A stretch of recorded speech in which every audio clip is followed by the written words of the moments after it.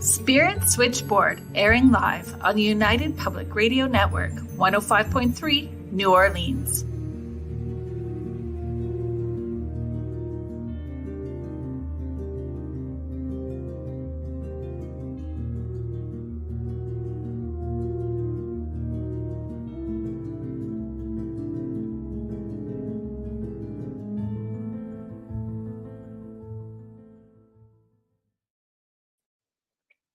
Hi, everyone. Welcome to Spirit Switchboard. I am your host, Kerrilynn Shellhorn, and you are joining me live on the United Public Radio Network and the UFO Paranormal Radio Network, 105.3 and 107.7, New Orleans.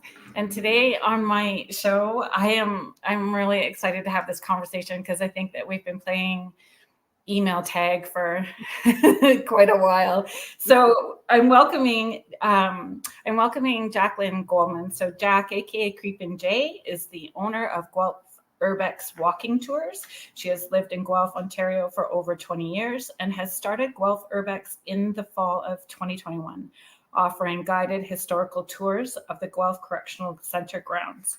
Due to high demand, she rapidly expanded her tour offerings, which now include 7 tours weekly. Her tours range from historical to haunted to full-out paranormal investigations. Jac has a scientific background and has had extensive paranormal experiences throughout her life. It made natural sense to her to build a business based on her unique background and share that with others, both from this life and beyond. Welcome to the show, Jac. Thank you for having me, Kerrilynn.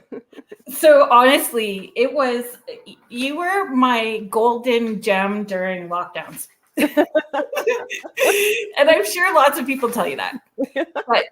But truly, I honestly needed I needed to get out of my house and I love my adult children, but they're adult children. And I needed out of my space. And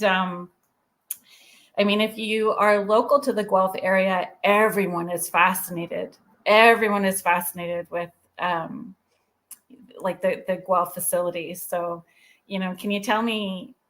I just want to know how you got started, how Guelph Urbex got started. Well, typically, whenever I travel anywhere, I always stay in a haunted hotel or a place, and then I buy the book of haunted whatever random city I'm in, and then I go to all the haunted places. And during COVID lockdowns, I got really frustrated with the fact that I couldn't go to any of those places. So I thought, what about in my own backyard here in Guelph? And my nephew, 15-year-old nephew, was visiting with me, and he noticed on Instagram that I like to take pictures of abandoned buildings, and so he had taken me to like a small closed jail facility where their cottage is, and I was like, "Well, you got to see the giant jail here in Guelph." And so he started asking me all these questions about it, and I didn't know anything. So I thought to look around to see if anyone was offering tours. And there wasn't. So I thought, I'm already an entrepreneur, so I'm going to just start a new business. And this way, if it's a success, great. If not, then I just learned a lot of really cool history. So that's how it started. But it's a great, the passion, enthusiasm, the knowledge that you bring to the table. It's a brilliant tour. I highly encourage, and I haven't participated yet is the key word in that sentence. I haven't participated yet with the other offerings that you have, but that was such a brilliant, and it was, I think for me, it was fun for me to be out in a public setting and not have to be me as Kerrilynn medium. I was just tucked in the background and having my own experience, right? and observing and watching everyone interacting with you. And I could see people gravitating to you and wanting to share their stories and share their experiences as well too. So have you learned new things in those offerings? Absolutely. Starting from that tour.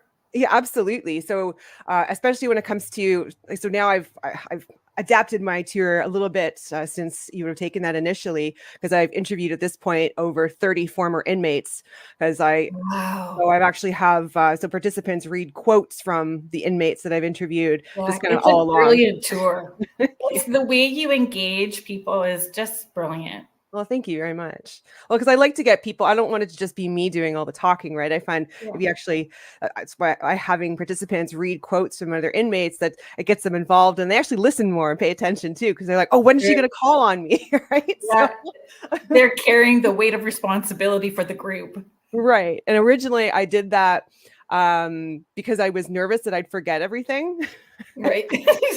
I'm I serious. can appreciate that. And I made notes. So I thought, okay, if I have my participants read something, then I can sneak a quick peek at my history notes if I mess something up. But I never actually needed to do that. And it just ended up being, I ended up getting great feedback about that. And that's what people seem to like the most about it. Yeah. And I think you're just naturally transparent yourself. Oh, thank you. You just step up with authenticity and integrity in what you're presenting, and you're honest about your journey as well too. And it's relatable and inviting, for people to participate. Mm-hmm. So as a kid, you said that your 15-year-old nephew sort of pulled you in. So, Jac, as a 15-year-old, were you into paranormal, outside of the box kid at that point too? Always. I mean, we played Ouija board growing up as kids, like little kids. I adore started you even watching more. horror movies when I was in kindergarten and stayed at home. I had my Love it. first real significant paranormal experience when I was 11, and it saved my brother's life. Tell me about it. Do you feel So comfortable sharing? absolutely. Sorry, I should have asked that first. Well, actually, I run haunted pub crawls and spirit crawls now, so that's actually what I try to do. Is I try to encourage everybody to share all their paranormal stories. Well, only while they're sipping spirits with spirits, right? So, when I was about 11 years old, I saw this. It was like it was a white figure at the base of my bed, and it was much taller than a human. It kind of was human shaped, but it wasn't. And I didn't know what it was. I kept hitting myself in the head and pinching myself and yelling, "Mom, what is this?" and then it disappeared. And then a couple of months later, my mom, my brother, and I. So my little brother was 8, so I was 11. So my mom took us to our grandparents' house in Toronto because we lived in Burlington at the time because my parents were having a fight. And when I was sleeping in the middle of the night, this thing came back. Only this time it reached its hand or whatever it was, and it touched me on the head, and it gave me a vision the next day that we were going to get in a really bad car accident. My little brother was going to die. So I just tried to shake my head off, and it's like, oh, at 11, that was a dream. Pardon? And you were 11. Yes. So after that, so when I woke up in the morning, I started experiencing deja vu. That was just everything that was happening was deja vu. Like it wasn't just a moment of deja vu. I was reliving everything. And at that point, I noticed that my mom was completely drunk. And so I begged my grandparents. I said, please, please don't let mom drive us home. Something really bad's going to happen. And so they said, no, child, you have to go home with your mother. And so it was my little brother's turn to sit in the front seat. And so I just begged him. I didn't want to cause any alarm. So I just said, hey, can you sit in the back middle seat here with me? Because I knew that was the safest spot in the vehicle. And I'm like, if you do that, then, you can have the next 20 car rides in the front seat. So he agreed. And then so as we pull out, mom, she's driving all over the curb, blows a tire. Nice man puts a spare tire on for us. And then he tells us don't exceed 80 kilometers an hour. And she gets back on the highway. So if you've driven on the QEW from Toronto and around Oakville, there's that Ford Drive, that big bend.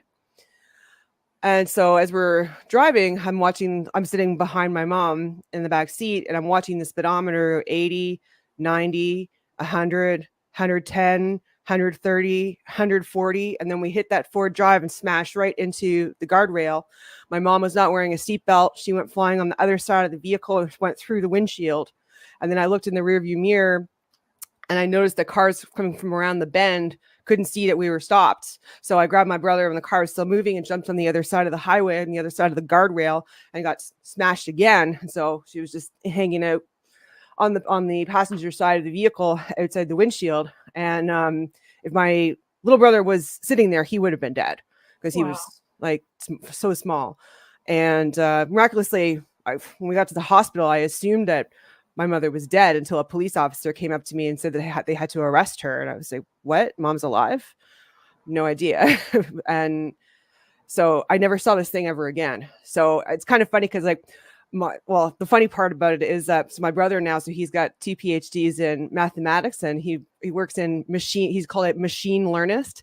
And my mom used to look like Linda Hamilton from Terminator 2.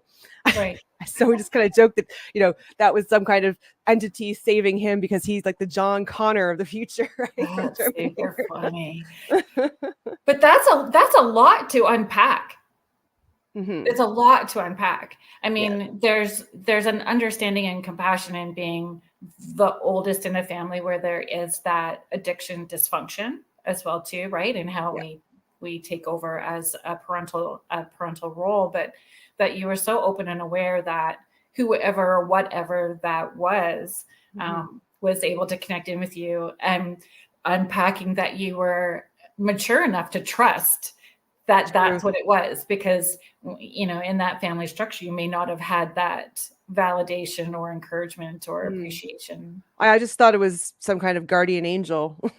Right. Or what people would call a guardian angel.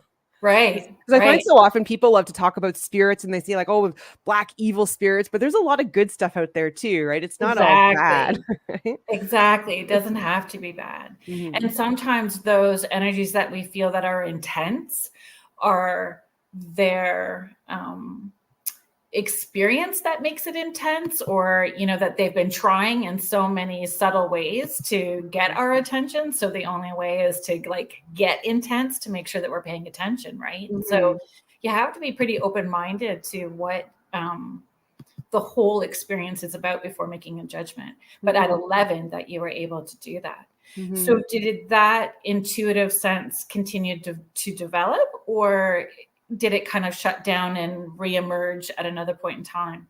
No, I guess I've always just been open. So I just, you know, if the universe is sending you some kind of signs, we got to walk around with our eyes open, really. Yeah. I think just so many people just get too caught up in whatever they're doing in the moment that don't realize that, you know, the universe is sending us signs in all sorts of different ways all the time. Yeah. It's subtle.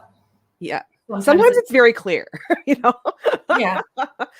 But it's not always the big burning bush. No, you know? Not at all. It's really not. You just got to put a few things together. Yeah. So originally that started as the historical tour and urban exploring. So, you know, urban exploring is the background that you had in leading up to, you know, when you were going out of town. Can you know, talk about it? And I wanted to talk about urban exploring because some of the places that I've investigated just on my personal time, same as you, right? Just because there's an interest in history, there's an interest in having a personal experience, that sort of thing. So I've used the geocaching app quite a bit. I have not tried that. Oh yeah. It has taken me to some really fun places, because, you know, when they're hiding that geocache, they're looking for some unique places as well too. So I found some neat like pioneer cemeteries and different locations by using the geocaching app. Oh, very cool. Yeah. So, I mean, I really resonated with that idea of urban exploring, and that's certainly how that started for me. But I would love to hear urban exploring. I don't know. That's why I call myself Creepin J, not because I'm a creep. It's just I like to creep around in places, and so I'm fascinated with like abandoned buildings and abandoned towns, and so I mean, like, as soon as the COVID break was over, I called it my bando trip. I'm always doing these bando trips. So I did Death Valley, so all in like Nevada, Route 66, and then extraterrestrial highway. And just going from like abandoned town to abandoned town and photographing buildings and not being afraid. And that's fun. Yeah, and creeping around. So there's a lot through Northern Ontario too. Have you? I have actually not spent that much time in Northern Ontario. I believe like there's a lot around Sudbury, right? Yes, that's my sort of neck of the woods, right? Okay. So I grew up outside of Sault Ste. Marie, so that whole area. But even going like north of Peterborough, there's all kinds of like really neat places to check out in our community too. So yeah, I should, because like lately I've just been going to the States. Oh, but the There's a lot history seems to be a little, richer. But I think, for what you're doing and digging in, here's some history that people may not have known about. So, I mean, Right. you're a resorcher and historian at the same time, whether you recognize those Oh, labels. absolutely. Yeah. And Yeah. actually, so a lot of the, I guess with all, because I was going to mention with the correctional center, originally I wanted to do that as a haunted tour, but I couldn't find any ghost stories. So Oh. I know. So I was like, well, I guess I'll make it historical. So, But as you've gone along, have you gotten well, yes, because now I started. There is a few. Yeah, so now I started doing paranormal investigations at the correctional center at night. So Outside. Yes, outside. We just need to be clear, can't, right? Like there's yes. not really access inside the Yeah, building. there's no access inside, and I have permission from Infrastructure Ontario. I have a permit, so not everybody can creep around there at night. If you're actually in there that you're not part of my group, you can actually be charged with trespassing if you're there in the evening. So just putting that warning out so yes, everybody. Thank you for the reminder. But yeah, so I've run about 12 so far this summer, and it's really interesting that I'm seeing some pretty consistent results. Because I let everybody use equipment, right? So I've got 12 different pieces of equipment, and we're in the same spots for identifying some of the same spirits. And I don't tell anybody in advance because I run it like a science experiment, right? I was going to ask you about the science because that's your background. In looking at it as a science experiment, you have to repeat the experiment. Exactly, with different people using the same tools. So you have, what I love about these is that you have people that are super sensitive and have had tons of experience with the paranormal, and then you have like the guys that are just there because their girlfriend wanted them to, and they're like voluntold, whatever. Yeah, I don't care. I don't believe in this stuff.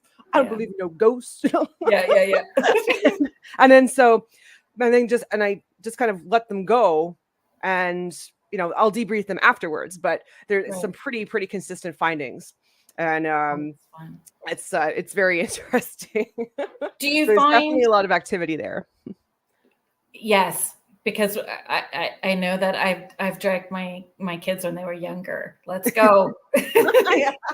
Let's go, and really educating people too that you don't necessarily have to be inside a building to have those experiences. Right. Yeah. I mean, these things are spirits are everywhere. Just like, and the same thing too. I mean, we do it at nighttime, but like spirits aren't just active at night.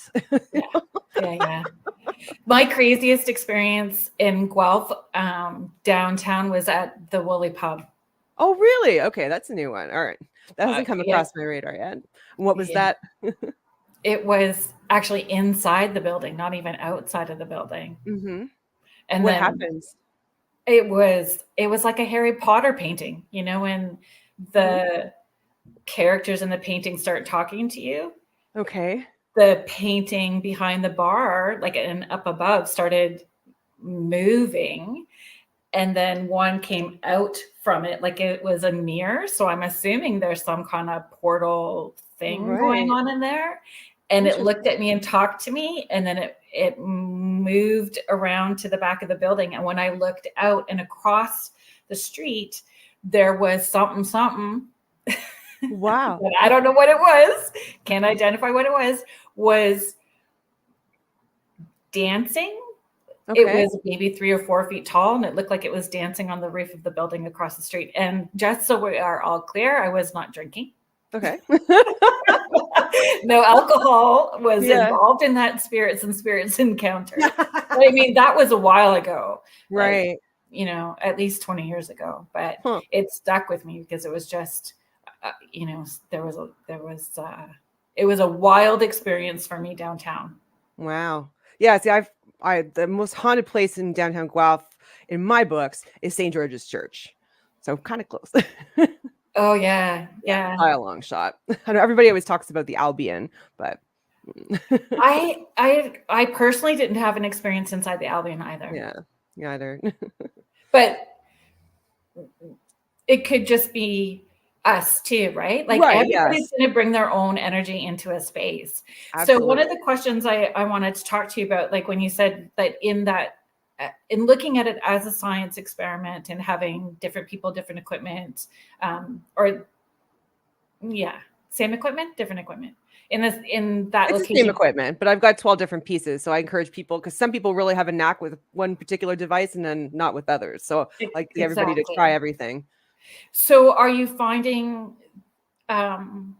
residual energy or intelligent energy, because are those spirits kind of warming up to you?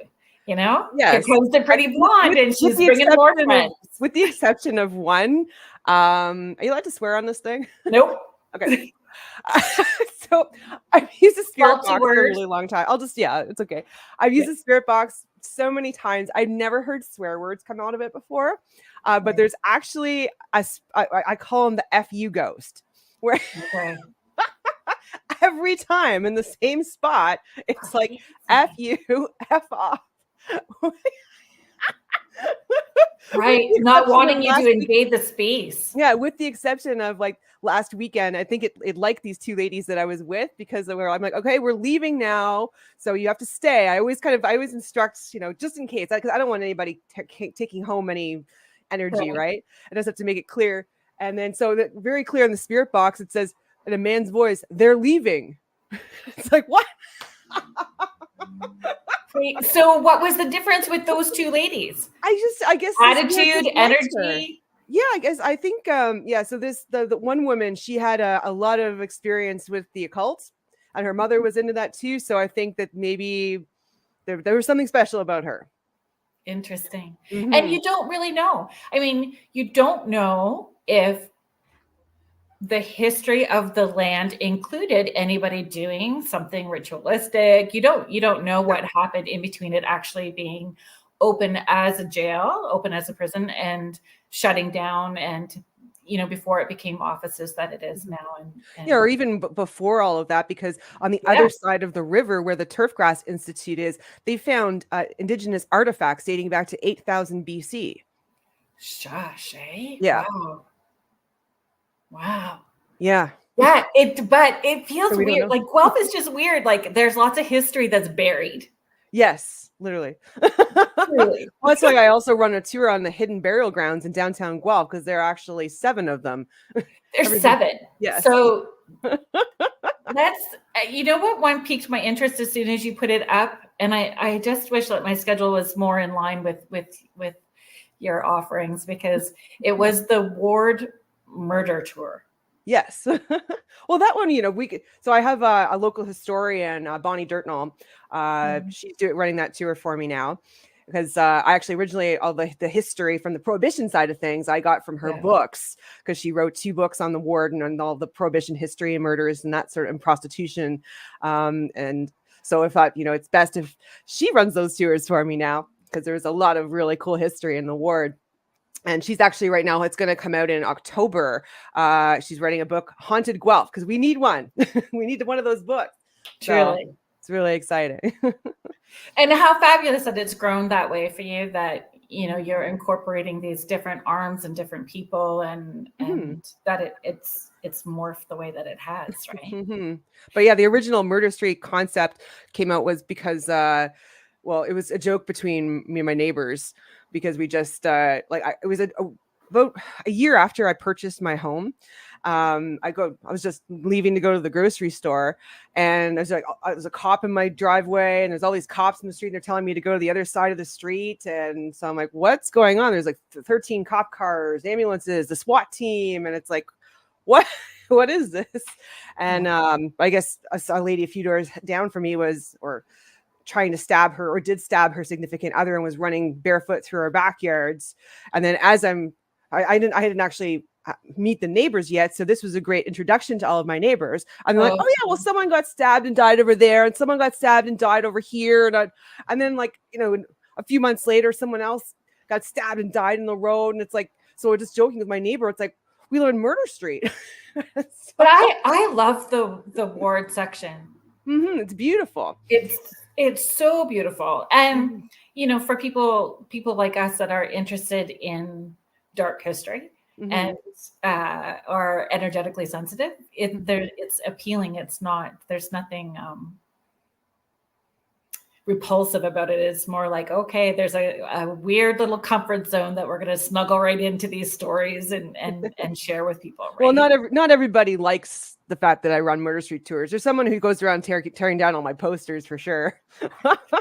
Wow. But I joke around. I say I'm lowering our property taxes one tour at a time.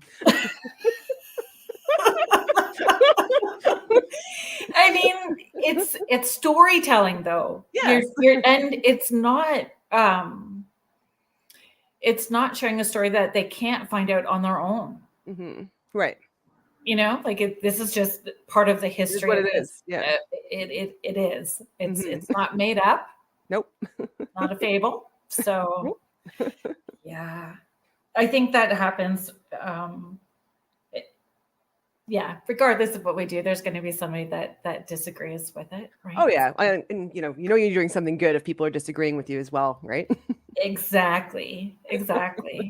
What kind of tools do you bring? So I've got an EMF reader. I have a spirit box.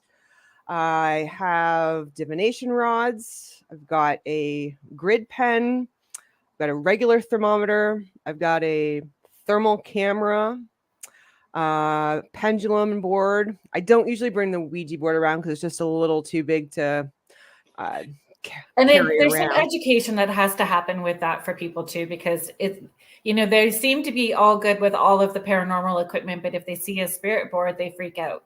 So yes. there's a belief system and fear that's attached to it. I swear I had one guy on one of my tours, I swear he jumped like 6 feet in the air when I pulled out the Ouija board. He's like, oh hell no. Yeah. And it certainly can be a hot topic. And so is there an education? Yes. So that you bring to the table and letting people know, like, we're opening and closing and we're inviting. How do you approach those? Yeah. So I teach everybody, like, from ground zero, what everything does, why it's thought to detect what it does, how to interpret it. And then, basically just what kind of questions you can ask, how to guard yourself. And then, if you're feeling, just kind of be aware of your feelings and your environment. And also to be respectful. Very respectful. That's important to me. Yeah. So. And then, like you said, if they have a personal belief system using that, if that's what they feel drawn to do as far as protection, Yeah. Originally I assumed that everybody knew how to use the Ouija board. So that was actually one I didn't give a lesson on. Yeah. So when I was doing these investigations at Springmill, I literally walk over to a table of ladies and they're moving their hands all like this on the board. I'm like, what are you doing? They're like, but that's how it works in the movies. I'm like, no. Yeah. But like that education for people to know that it doesn't matter what tool you are using, whether it's an app on your phone, a Ouija board, the dowsing rods, it's all a tool that's opening up and you're asking to have a personal experience. So understanding the responsibility to that, experience and then closing it properly. So I think make sure no one's bringing anything home. People is so important. Yeah. And then not, and being respectful, because we're going into it's like going into their home. Absolutely. And then especially I find where sometimes it can get a little unsettling is if the spirit that we're communicating with doesn't realize that they're dead. Right. And that can get because when we did an investigation at St. George's Church and that happened, things went south. I've never seen some like people getting scratched and hair pulled and choked and videos erased off their phone. And it was terrifying. And how did you are you comfortable talking about that experience? So luckily, sorry to interrupt you. I have a question to start with. Sure. Do you feel that it also depends on the energies of the people that are participating? Like, what are they bringing to the table that can also shift an experience for an investigation? Like, we all have energy that's attached to us as well too, like our own divine team or loved ones that are in spirit. And sometimes people have their own intention, whether they're consciously aware of it and express it or a subconscious intention, right? Yes. Yeah, I really think that yeah, like you said, people have different energies, and some people are open, some people are closed, some people just generally attract spirits more. Like I find it quite often when I have a group, like there's usually one or two people that whatever entity is present really gravitates to. And depending on like I was mentioning with the FU ghost, then we have somebody else who, he seems to connect with, and it's a totally different vibe than it was the past many times. So I think absolutely it's what people are bringing to the table. Yeah. So can you share a little bit about how that, Yeah, so at St. started George's off nice and escalated? Yeah, so St. George's Church is rumored to be haunted, like the point where the diocese gave me wanted me to come in and check it out, which is to me is mind-boggling. Wow. So the first night, so I did 2 nights. The first night, everybody was saying that all the equipment was pointing at me. Something was following me. And I'm like, oh no, that's not good. I don't like that. And then the next night, so on both of these nights, for the first time ever, I read the history of this organ tuner who died there. He was crushed by an organ lover, and he's rumored to haunt the place. And so it was the first time his story was ever read aloud. Interesting. Mm-hmm, right? Yeah. So the first night, everything was pointing at me, and then the next night, we went close to where the organ was or where he died. Like you actually can't access that part of the church right now, but it's close enough. And so then when somebody asked the question, do you know if you're dead? And that's when things went just crazy. And like people were getting hurt and choked and scratched, and it was terrible. So, I mean, so I'm like, okay, let's leave and go in the basement. And then down there, things got even stranger because there was one particular death that happened recently that I was told not to talk about, and I didn't. And everybody, like 2 separate groups, I could hear them describing the event that happened. And so I'm like, you know what? I'm like, okay, I'm calling it. Because this time I made sure to bring sage and Palo Santo, because I like doing both. Because everybody knows sage helps get rid of the negative energy, but I like Palo Santo for inviting positive energy in its place, just so there's no disruption of overall net energy. Right. And nobody told me at the church that anything else happened since that, but that drained me so hard. I was crying when I got home. I felt horrible, and I thought, I'm never doing that again. Oh, I call it a psychic hangover. Like you literally feel like you have a hangover the next day when you. Yeah, it was like for a couple of days. I just felt horrible. Yeah. So yeah, I just kind of like try to make amends. I'm like, I'm so sorry. Well, and that's it, right? And was it not wanting to discuss? Were they needing help or support? And in those moments, if not everybody is able to, or it has the right tools, it would be hard to keep everybody safe, and then right. Do what maybe you're needing to do. Like that was a powerful experience for sure, right? Yeah, I still seem to attract those. What? Oh, yeah, very strong messages. Yeah. Yeah. I mean, there's more subtle ones too, but yeah, that's intense. Mm-hmm. Do you find so they didn't have any experience after, like no. the church itself didn't? So no. that's interesting. So so hopefully, if anything, maybe I did help him move on. Yeah, for sure. Well, definitely you poked a hornet's nest to start with, right? Yeah, big time. Interesting. Mm-hmm. How did was it, because I know for myself, like we start off in this with an interest, right? So we start off with an interest, and it grows and expands just because of the interest, right? Right. So yes. The different tours, how did you decide? Because you have one, what's it called? Is it the sip and? Oh yeah, so they alternate on Fridays. So it's sipping spirits with spirits, or so I call it a spirit crawl. So it's a version of a pub crawl, really. And then I have a haunted pub crawl. So I've just been alternating with those. So it's a very similar tour, but just with slightly different stops. Right. Yeah. And do you mind? Do they start with a little drink? Like, how do you manage keeping people and understanding to, like, if you're going to be drinking, it can change the dynamics, right? Yeah, it's different every time. I like, yeah, Like the partner that got voluntold who's just going to chug as he goes. yeah. And So then do that you find happens. that their attitudes change from the beginning of the evening and as it develops and they're maybe having experiences, it Yeah, and then changes? they want to share more stories, right? So I just encourage like so, and then if they get stuck, then I've got tons of stories. So I'm like, but I just try to encourage. I mean, because pretty much everybody who's doing the spirit crawl or haunted pub crawl has had some kind of paranormal experience. Funny, right? Yeah. Like So when you say this is what you do, they go, "Oh, I don't believe in that." But then all of a sudden they remember a story from when they were 12 at grandma's house. right, yeah. And then there's also like the people like so like my father, for example, always told me he's like, oh, I never believe any of that paranormal stuff. And then like later, now he's like 80, and he says, he's like, well, yeah, I did. I just I didn't want to admit it. So there's people like that too. Yeah. Do you And a lot find of people any are difference? nervous. Pardon? Do you find any difference between daytime and nighttime? Like you can have, are you having, like you start those, when you're doing the tours, like the tour that I did was in the afternoon, right? Yeah. So, I mean, I know that I'm sensitive, so I was picking up stuff, but not why I was there, right? Mm-hmm. So there's definitely shutting that down for me going, yeah, I'm just here to walk around. Yes. Yeah, you have to, right? Yeah, thanks for hanging out.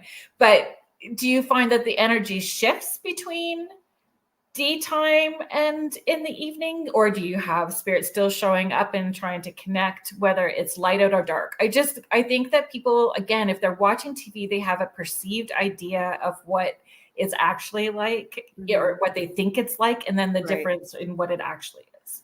Well, I think I mean, it has the same, well, the big difference with the correctional center at night is it's pitch black and it's kind of scary. So your senses are heightened. Yes, absolutely. Because like the other thing too is like you don't notice.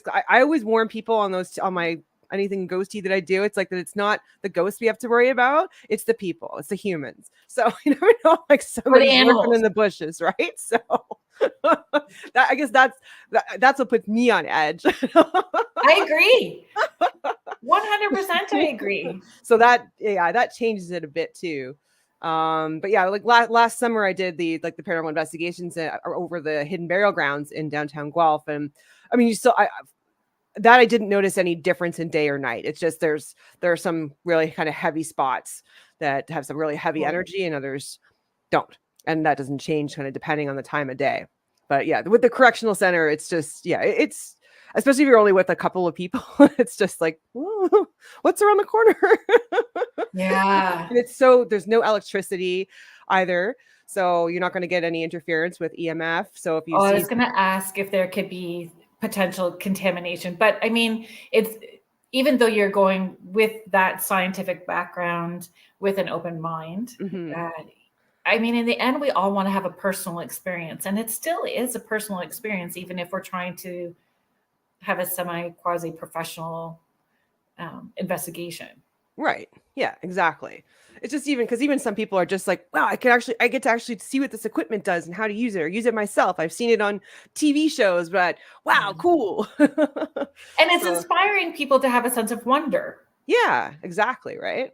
Yeah. To play and explore. Well, yeah, that was actually one of the reasons why I ended up doing these is because I played this game with my boyfriend at the time called Phasmophobia. I don't know it. Tell me about it. It's like a ghost hunting game. So I think that my daughter actually told me about this. Yeah. So it's a game on Steam, right? And so I used to play this with my boyfriend like from a long time ago. And he like, so I was like, I'm just, as a joke, I'm going to buy an EMF reader. Oh, okay. I'm going to get a spirit box. I'm bored. I'm like, let's go out and play. And he's like, no, he's like, just too cool for that, So I'm like, you know what? Fine. I'm going to go play by myself then. And so then I just started doing that. And then it was actually when I was at I don't know if you ever heard of the Clown Motel in Tonopah, Nevada. Yes, I have heard of the Clown Motel, but you can share because maybe there are people that are listening that haven't had.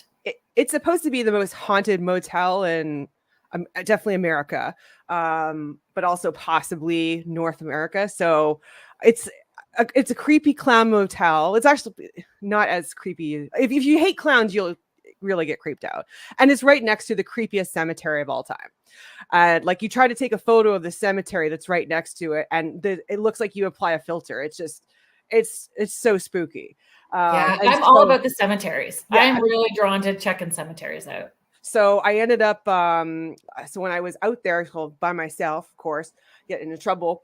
And then I see these guys out in the cemetery say, "Oh, hey, my EMF reader broke." And so I was like, "Oh, hey, I have one." And so it turns out they were filming a ghost show. So they're like, "Will you help us in our investigation?" And I'm like, "Yes, I will." And so when I was doing my intro, it probably didn't actually ever make it to TV, but when I was doing my intro, I was like, okay, well, and now coming to Guelph soon on Guelph Urbex Walking Tours, Paranormal Investigations. So then I just came home and started offering them here. Oh, that's awesome. Right? And that's how, and you know that you're doing the right thing when it flows with ease. Yes. Yeah. And it's fun. Like with the exception of St. George's scaring me, but I really enjoy it. And I think that's probably a lot of the feedback that I've gotten from anyone that's taken my tours, that I just have like contagious enthusiasm because I'm finally getting to do something kind of really fun that I like. And, because I find a lot of times too, like this is the kind of stuff that, especially I say probably like women want to get out and do, but they don't want to do it alone. So they like the idea they can go see spooky places and hear spooky stories and then kind of like under my little umbrella. Yeah. And there's a comfort level that it's close to home. Yes. Mm-hmm. There's that comfort level that they're gonna make it home. Laura Lee is saying that Clown Hotel is so creepy, but mainly because I don't like. Yeah, if you don't like clowns, there's no way you're sleeping there. But also just down the street is the Mitzpah Hotel, which is supposed to be the most haunted hotel in Nevada. So it's like that's in competition with the clown. I want to know how they get those monikers, or if it's just something that they add to, because there's a lot of those, the most haunted. I know, right? Well, it's like that's why if you buy the book, haunted whatever town you're in, like there's usually more than one place, and it's like the competition as to who's the most haunted. And yeah. Have you taken people through, or have you explored on your own, like just even walking through the Woodlawn Cemetery? I haven't done it in Woodlawn Cemetery. I feel like I should have. I've just never really gotten any creepy vibes there. No, I don't necessarily get creepy vibes either, but there's definitely some trickster energy attached in there. Yeah, there's been some interesting things going on. I actually took Girl Guide group through there. Oh, really? Oh, neato. Yeah. And again, it's just like it, and that was that point, right? It was starting to get a little bit dark, and right. There's a little bit of a creep factor. They get to play with a little bit of equipment and have an experience, and that's what you're providing is an experience for people, right? Right. And for sure the enthusiasm, because I mean that's definitely, I told I was so excited to share Guelph Urbex with as many people as possible. Well, thank you very much. Appreciate it. You're so welcome, because I mean, you're quite the legend around here. Yes. Yes. An urban legend. But it's fun, and it is fun. And I know that people, it is the sort of thing that you can do more than once, because you're going to have a different experience every single time, because it's different energy, different group of people, different spirits, right? Like it's not ever, it's not going to be the same every time. No. For you either, right? And no, it's not. What makes it exciting. Mm-hmm. Yeah, it's just really neat to, just like I said, watching people with different levels of skepticism get together, and skepticism and interest, and see what happens. Right. You collect the stories? Like, do you keep a journal? And I guess that's that scientific mind as well too, right? Yes, right. Well, because even when I did the investigations at Spring Mill Distillery last year, there was supposedly a spirit haunting the women's washroom, and then another spirit on the main floor. But through 6 investigations, we confirmed the name and age and identity of the people who were there. That's brilliant. And of course, I didn't say anything to anybody until after, right? Right. So now they can acknowledge who's hanging out in the bathroom. Yeah. So have you had different locations reach out to you and ask to be included in what you're offering? I have, and then just for different reasons, it didn't turn out. I was really hoping to do the Godrich jail, actually. Yes, you and me both. It's very challenging to get people to. They email back and forth and then they stop. Yeah, that's what happened. And I'm like, okay, I'm like, I guarantee I have a group of people from Guelph, and I'm like, I'm ready to rent a bus. Like, we'll go. And it's like, well, we don't have the staff. I'm like, oh, bummer. Like, maybe next year. I'm like this could be gangbusters, you know? I just keep sending the same email thinking that if I'm the little kid that's like in the back of the car going, how about now? How about now? How about now? That eventually they'll get tired of me and just say yes. Right? I'm probably in a folder that goes, do not respond. Right. Yeah. Irritating child shoved into this big folder. Yeah. It's me again. Yeah. Hey. Yes. And I've tried to format it in so many different ways, my email, you know. I know.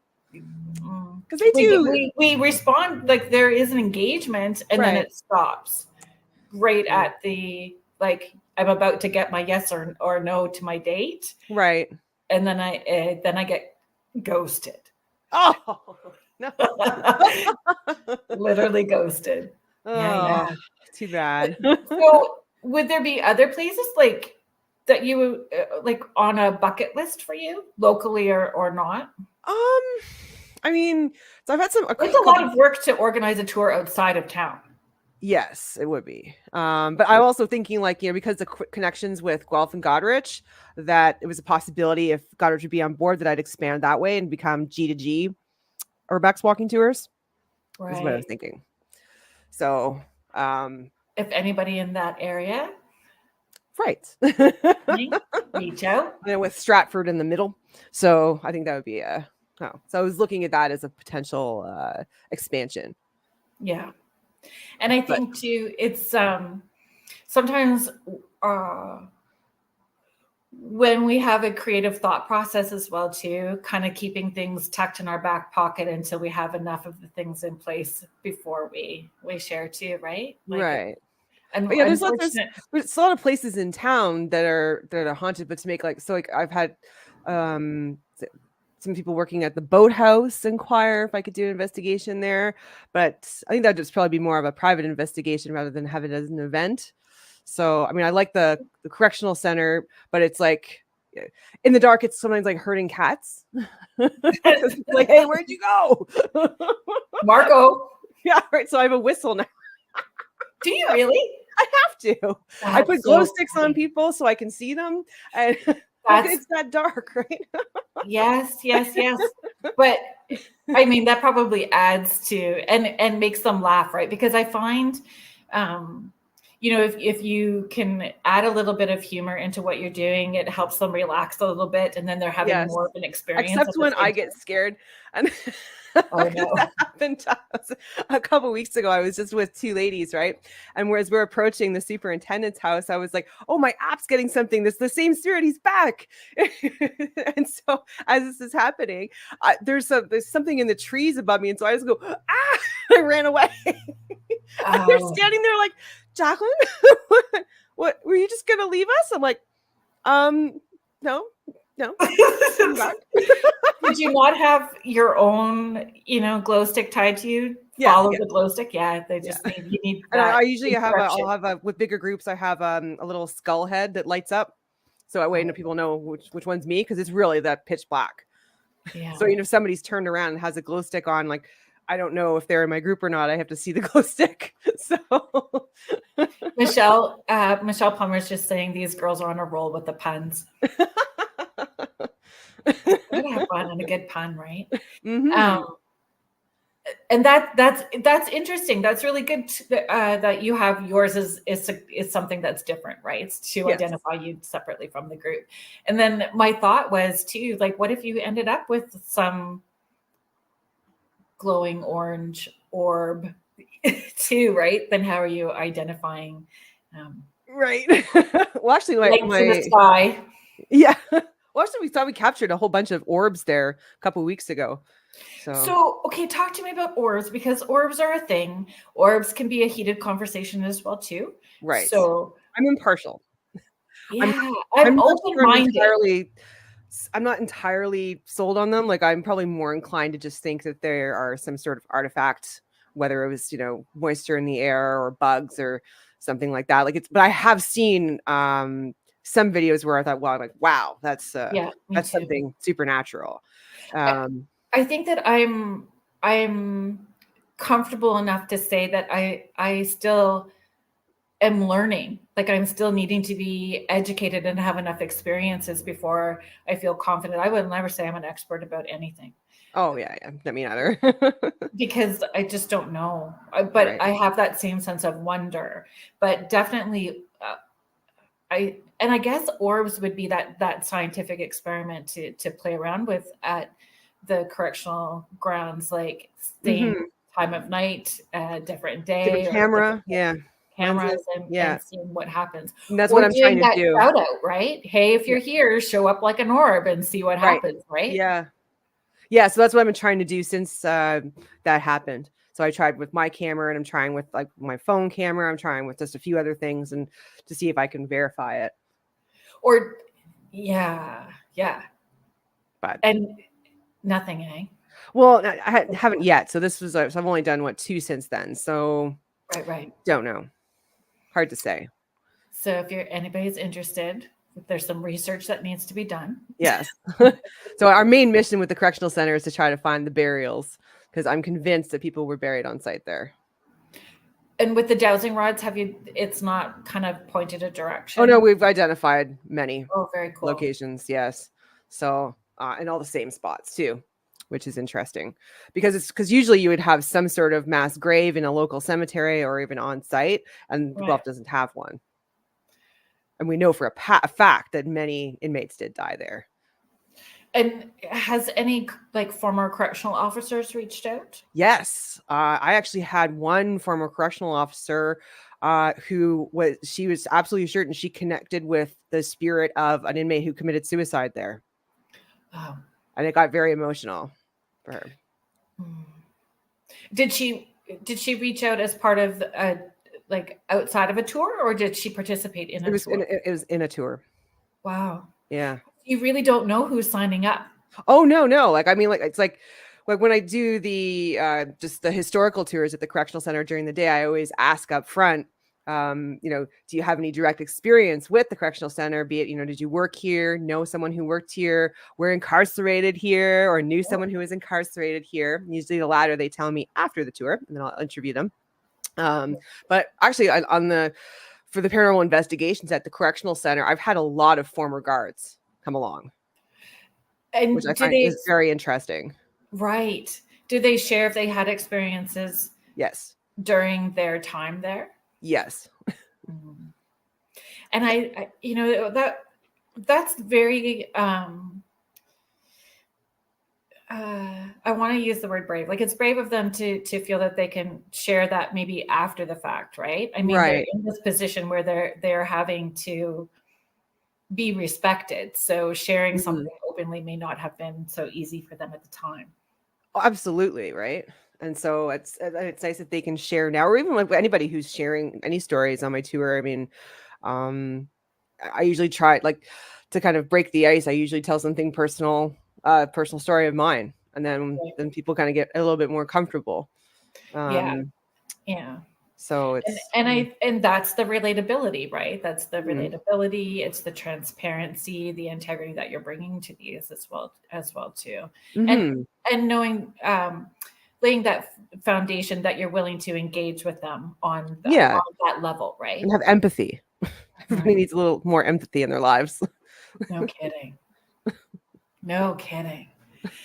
So where do you think it will go next? I don't know. I mean, geez, I've already got 7 tours a week, so I quickly made myself the biggest tour operator in town. So I don't know. I mean, do you find though that so because I keep adding tours because people are like, "What's next? What's next?" So I'm like, Right. "Okay, I'll give me more stuff." So Right. So there's pressure in that, right? yes, So if there's a comfort level right now and just it is what it is and it will unfold organically, but do you find, that it's running so popular that you need your own thing that's separate from it? Like, well, that's what I'm doing, the haunted stuff. So my other tour guide, Bonnie Dirtnall, so she's a local historian and researcher. So she does my Murder Street tour in the ward, and then she also just launched a tour for the ward history walk.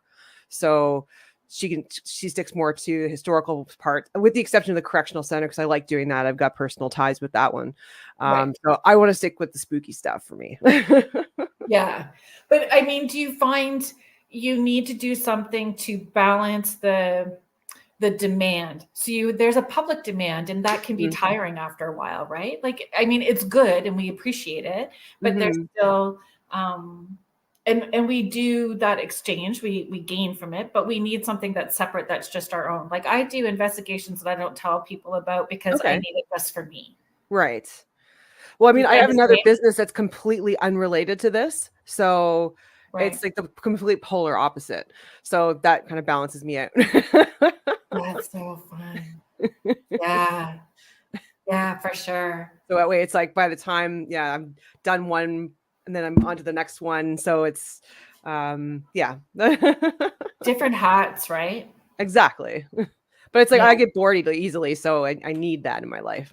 Me too. It's that 18 tabs open all the time. Right. Yeah. So I'm like looking at my, like, what do I have? 20 something? So funny. Well, if you're just joining us here, thank you for joining us on Spirit Switchboard. You are listening to us live on the United Public Radio Network and the UFO Radio Paranormal Network, 105.3 and 107.7 New Orleans. And we have on the show today Jaclyn Creepy J from the Guelph Urbex Walking Tours. It's been great. Yeah. Thank you so much for having me. Honestly, when I was starting Spirit Switchboard, I knew that, reaching out to you was one of the things that I wanted to do, just because I love what you're offering locally. How would you encourage people to start exploring, or their own area, like we have. Whenever I'm exploring a new town, I always start with the cemetery, because you can learn so much about a city or a town just based on their cemetery. So not only you can see, kind of like the origin of where people came from. And then I always look for the biggest tombstone or the biggest gravestone and see, like, okay, who was this person and why were they important to this town? Right? And So those biggest ones usually have like their family on all sides. So you're yes. getting a rich story. Right. So then you can see where they came from. I was fascinated with the life expectancy at certain times, because it's surprising how sometimes even well over 100 years ago, some people lived to be over 100 or even 90. So it's so that's where I usually start. But I love cemeteries. I always, I guess, I remember my mom taught me how to drive in a cemetery because she figured I couldn't kill anybody. So it's always kind of, and then when I used to be in sales, working across Canada, I would always have my lunch in the cemetery, and then so I could catch up on my phone calls over because it's nice and quiet and nobody will bother you. Yeah, no kidding. But that was an actual thing. Like in Victorian times, they would lunch. Yeah. In One time I took my sales manager to a cemetery for lunch, and he's like, "What's wrong with you?" I'm like, "No, this is actually very peaceful and quiet." It's like, yeah. I had a first date with somebody, and it was at a cemetery. oh, Our that first sounds date was at cool. a cemetery.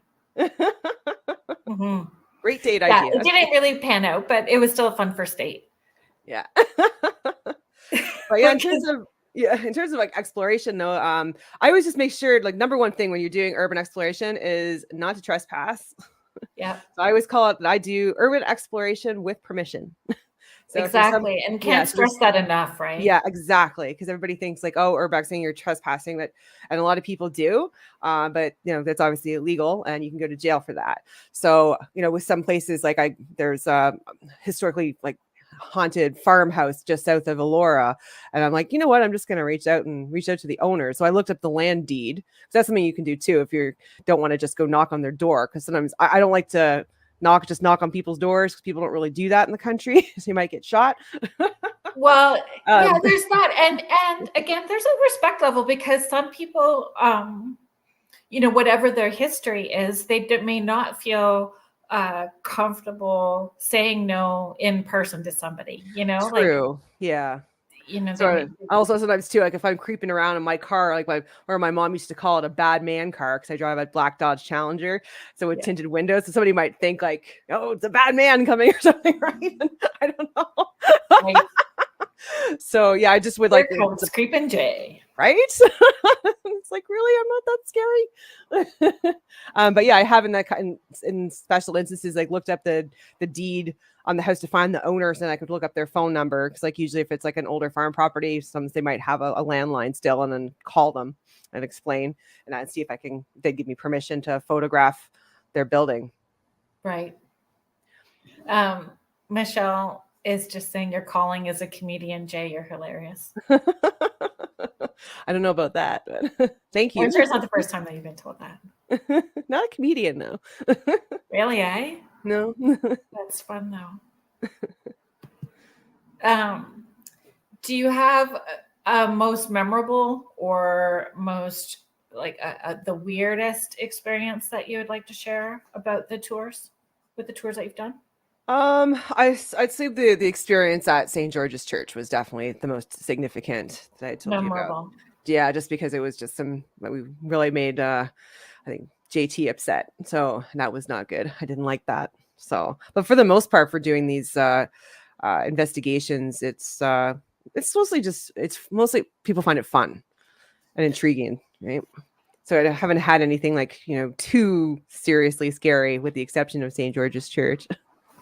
Right. And interesting that it was a church, right? Yes. Like, when you're thinking about being on... They let me bring a Ouija board in there. Oh. Like, who can say that, right? That was some sweet talking you must have done. Like, I find that fascinating. Yeah. But, I find it depends on who the person is that you're talking to as well, right, too. Because I have worked in places that were literally protesting about me working from their place. Really? I'm not surprised. Some people are so... Yeah, the Catholic community really... Yeah. Sure thought I had... Yeah, Roman Catholic's very different. Like, I grew up Roman Catholic, and it's very different. So everybody's like, oh, can you get into Church of Our Lady to do an investigation? I'm like, that's never going to happen. Ever. Do you think so? No way. I mean, like, I've gone around their parking lot and everything, but where the graveyard... Around the museum. Oh, the museum. Okay. So Bonnie, who runs my ward tour, my Murder Street tour, so she's working on a book called Haunted Guelph that's coming out shortly. And so she was trying to talk with the Civic Museum about their history, about any hauntings, and they said that they don't want to be associated with knowing that they're haunted. Yeah, there's lots. I mean, I have definitely come across that same experience, right? And not wanting that moniker attached to them, and not wanting to be known for that. Right. And I respect that. At the same time, those stories are still there. So those people are having personal experiences and sharing those stories. It's how we hear about them, right? It's absolutely. I mean, so far for all of the haunted pub crawl and the spirit crawl, and all the different bars and restaurants we go to downtown, like pretty much everybody was like, oh yeah, I got a story, or yeah, and they want to be a part of it, right? Yeah, and there's lots. I just added my story to it, right? Yeah. So I didn't know. Yeah. I don't even know what it was. Like, I don't know what that was. Right. That I saw dancing across the street, because it was wild. It was not a person. Wow. I was not drinking, nor was I taking drugs. I know you've already said that. Yeah. Yeah. I need to be adamant about that. I'm kind of scared about all that, because I have such control issues.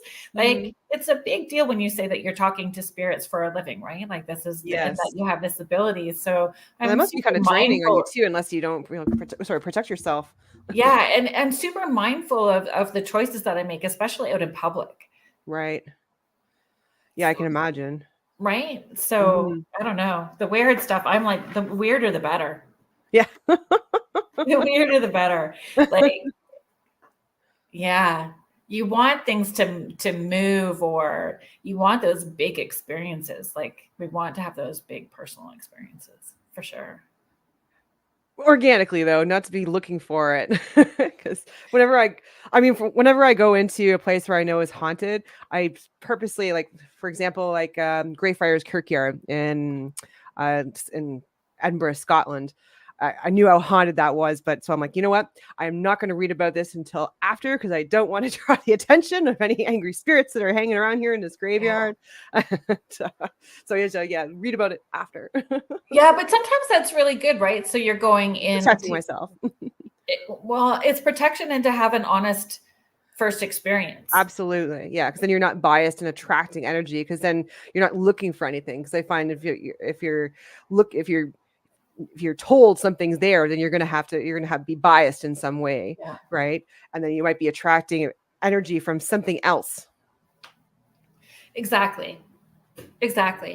But I find too, like, so do you get people to introduce themselves? Yes. Yeah. And have the names have names come up? Have names been said back to you guys? In some cases, like, so for example, like we identified the name of the spirit that haunts the women's washroom in the second floor of Spring Mill Distillery. Right. So because the same name came up over and over again, and how old it was. So, and then we also made another ID at the correctional center in one spot as well. So where it's the same name that keeps coming up over the spirit box. So, but yeah, so I always just try to encourage everybody that's on my investigations to introduce themselves as well, because I think that's really important. And then to say goodbye. Exactly, right? So it's introducing themselves. Thank you, Catherine, for joining us. Thanks for listening in to Spirit Switchboard and being here today. And I think it's shocking to people when they hear their own personal name being said by a spirit, it wigs them out right away. Yes. Well, I've gotten it a lot where, especially because I've gone back to the correctional center a few times, where it's like, hey, Jack, or hey, Jay. And it's like, oh, hi. Yeah. Recognizes me. Well, and that's what I was curious about. Like if they befriend you, right? So they, there's probably some that look forward to those tours, and others that tell us to F off. And those that tell you to F off. Yeah. But it could be just curmudgeony, right? Like that's their... Well, yeah, I don't know. I wonder if I hope that you get to know more about that story. Like I hope that story unfolds more.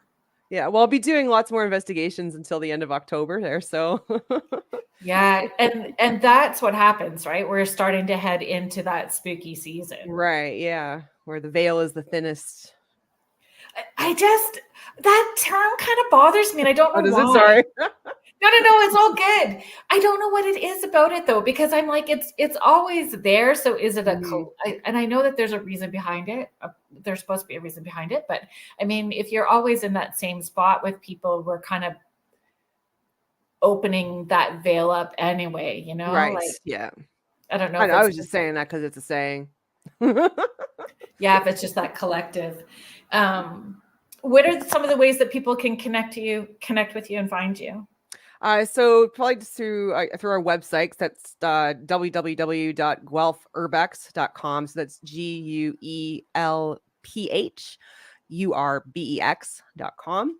So that we have all of our tours and descriptions there, and so you can book and buy tickets as well. You can also connect with us on Facebook on Guelph Urbex, and then on Instagram as well under the same handle. And then we're also on Twitter or Zitter, whatever you want to call it now, as Urbex Guelph. Yeah. And you can book the tours, and you do private tours too, right? So it's not just I can. Yes, I can. I do take bookings for private tours as well. Yeah, that's awesome. This has been fabulous, Jac. Yeah, it's been great. Thank you so much for having me. Yeah, no, I was really looking forward to the conversations, and because people don't necessarily realize what's in their back door. Right, and there's so much cool history here. Because even too, like, that reason why I started doing this, because like I said, I would go to when I go to other cities or towns, I always look up all the haunted stuff or interesting history that I find interesting. And I was like, you know what? There's a kind of a gap here in Guelph, and I'm stuck here in Guelph because of COVID. And there's lots of, and then I'm like, wow, there's lots of cool stuff about this city. And so I'm like, you know, share it in the form of tours. Yeah. Yeah, it is. There's such a rich history, especially through the ward section as well too. Yes. I'm on Waterloo, so. Oh, nice. Yeah. I'm on Murder Street. The dodgy end. The dodgy end of Waterloo. Nice. But I would like to get into those tunnels. Like, doesn't everybody? Yes. Like, it's almost impossible. There's tunnels everywhere though, like all under town, under the main city. The reformatory too also has tunnels underneath it.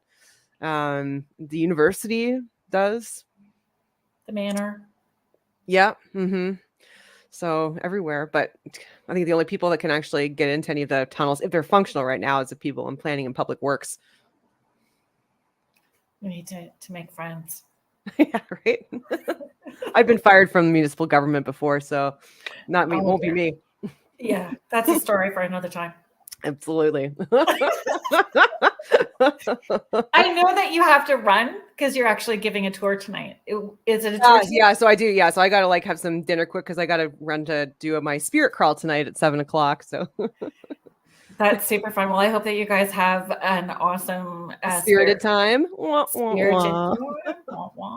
Yeah. I love it. I love a good pun, and I love having fun, and I love history. Like everything that you're offering is just brilliant.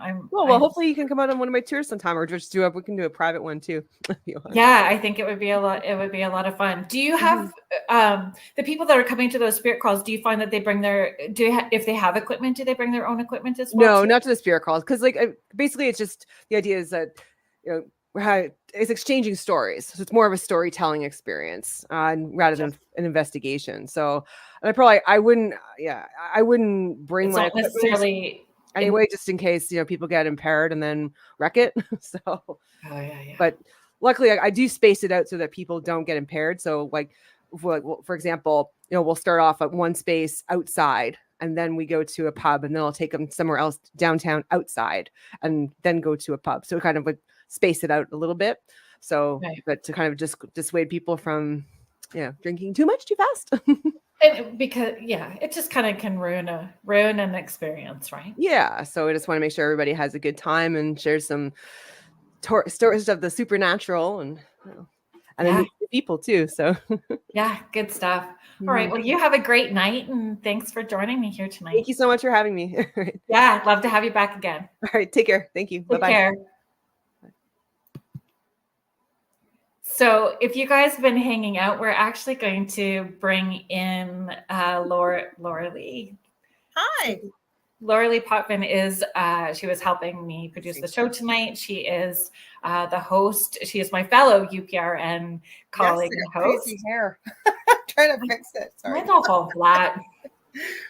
Do you want to share the shows that you have? Sure, it's just easier, isn't it? I always say that to people too. So, hi, I'm Laura Lee Potvin. I am the host of my own show here on UPRN on Monday night, The Angel Rock, from 6 to 8 p.m. And I co-host a newer show, actually started in the new year, called The Thing at the Foot of the Bed on Thursday nights here on UPRN with my very good friend, a fellow medium, and he's an angel channel, David Hansel, and that's 7 p.m. Eastern Standard Time. And if you've never met me, I am a Canadian clairvoyant medium, crystal Reiki energy healer, Akashic Records practitioner, a spiritual teacher and mentor, a registered nurse, and well-versed in the paranormal.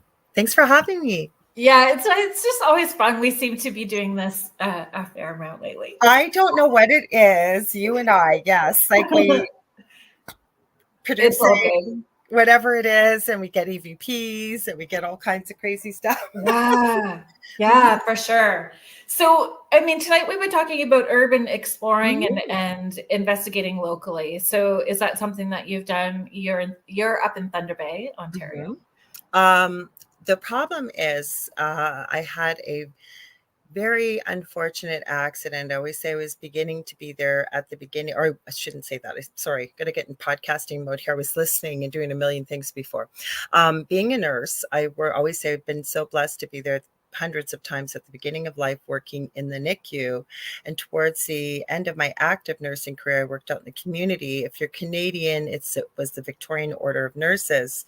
And I had a patient who lived in this little trailer park way out in the country I'd never even heard of. I've lived in Thunder Bay my whole life. And I went in the side of it. It was a trailer, and I asked to use the front door to exit.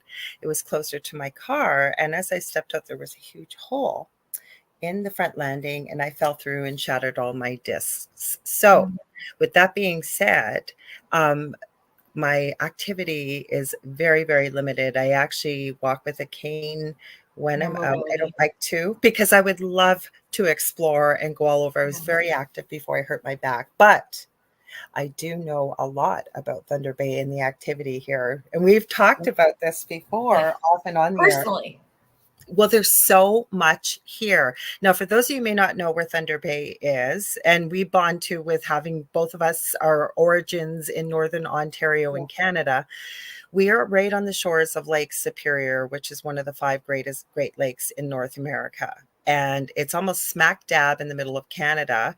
We're about 40 minutes away from the Minnesota-US border and about 6.5 hours north of Minneapolis, Minnesota, trying to get a picture. But I can tell you, we have everything known to God. UFOs, Bigfoot. I have had a crazy paranormal story myself that I've shared on the Travel Channel's Paranormal Survivor in season 4, episode 9, called Demonic Hauntings. Our own Michelle DeRoche has been through Thunder Bay, and we've talked many times about the activity here. Wow. We have a very big First Nations population and 2 landmarks that have quite a bit of history, legend, and lore, which I believe with some paranormal activity has been documented as well. Is that Sleeping Giant? Yes, the Sleeping Giant, which is known as the legend of Gijigumi or Nanabiju, depending on the main First Nations group would be Ojibwe here. But there's also a lot of Cree, because they were warring these 2 groups way back in the day. And that's in the north side. It's about 7 minutes away from my house. It literally looks like a sleeping giant. Now, as the legend goes, there's a beautiful little town called Rossport. I believe it's about an hour outside of Thunder Bay. And one of the world's largest untouched silver mines is there. And the legend with the sleeping giant is basically he's guarding that silver mine, and anybody that would try to access the mine would be cursed. And people that have tried to, there's a lot of reports of deaths around it. Now, in the south side of the city, which is interconnected, is Kekabeka Falls, which is called Little Niagara of the North. And that also is connected to the legend of Nanabiju. Apparently, the daughter of the chief with Nanabiju, he's supposedly the one laying down. And it does look like a man laying down the mountain range. Protecting it and hiding it, right? Yes, but I guess the Cree had captured her and wanted to infiltrate her father's tribe. And she basically sacrificed herself, this princess. And she ended up telling them, basically, no GPS and canoes and however you traveled. She told them, I guess, I don't know what way she told them to turn right. I'll say turn right. And they ended up going over the falls to their death. And people say, no, I've never seen this, but people have reported that when the sun is just right, you supposedly can see her standing at the bottom of the falls still. It's a pretty interesting stories. Every city has that, though, I think, right? If it's been around for a while. Wow. Every city is going to have a woman in white somewhere, because there's always a woman in white. They never say in white, though. Like, she literally has long, I've done it a few times, because I talk about this lots on my own shows. So I've got a couple write-ups, and I'll read the story with all the details. But as I've heard it reported, like, she's got this long, black, beautiful hair, some say in a braid, some say in 2 braids, typical clothing of what a First Nations woman would have worn back then, and being royalty.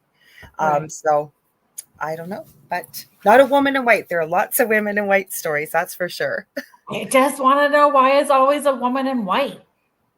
Well, isn't it based on the legend of La Llorona? It's the woman supposedly found out her husband was cheating on her in Latino culture, and she was so distraught she took the lives of her own children, and then she was so distraught. She took her own life. So it's usually the woman in white weeping, and you get EVPs. Yeah, I thought there was a connection about like deep trauma.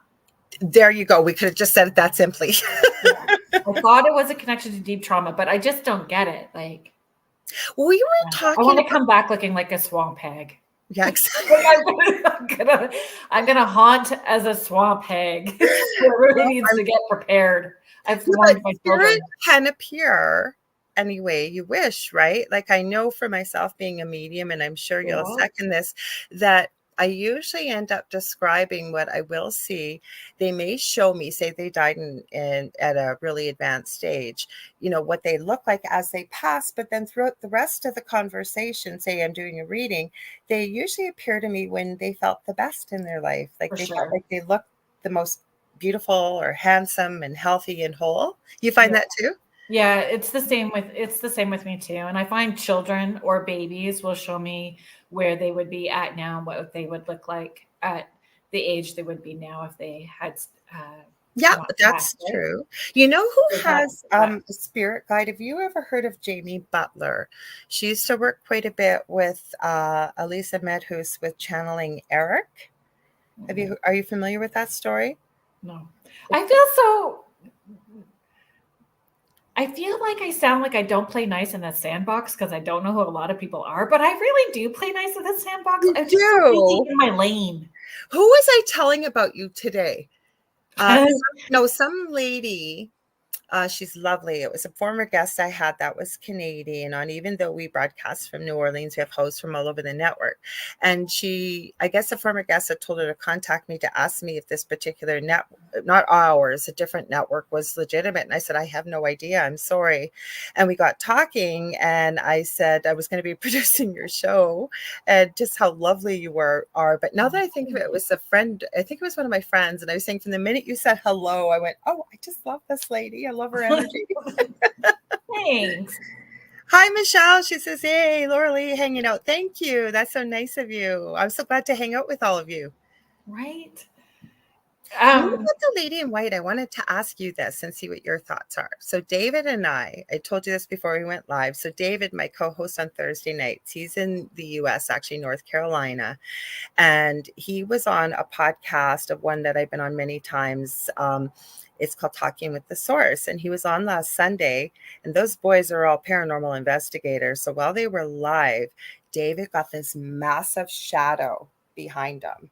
And it was just so weird that he got this, right?